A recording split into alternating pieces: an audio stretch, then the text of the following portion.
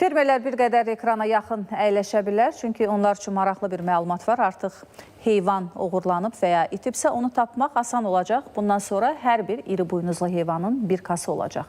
Və bu bir kada heyvan haqqında məlumatlar yerləşdiriləcək. İtərsə ya da uğurlanarsa tapmaq mümkün olacaq. Bəs bu necə mümkün olacaq? Sıradakı sujetdə.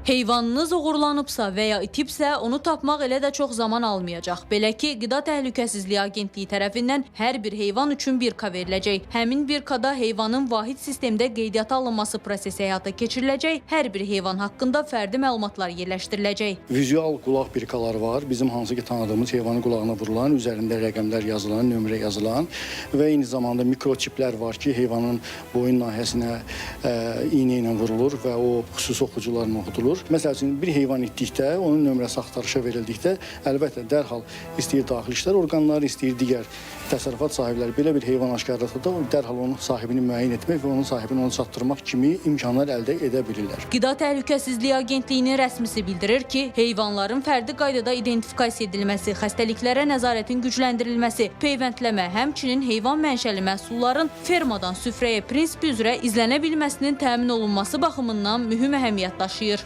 Eyni zamanda identifikasiya sistemində heyvanların daşınması, qeydiyyatı və mənşəyinin müəyyənləşdirilməsi proseslərində yaratdığı imkanlar barədə də məlumat verilir. Heyvan peyvəndləndikcə, yeni müalicə aldıqca, müxtəlif xəstəliklər keçirdikcə onlar onun məlumatları məlumat bazasına daxil edilir.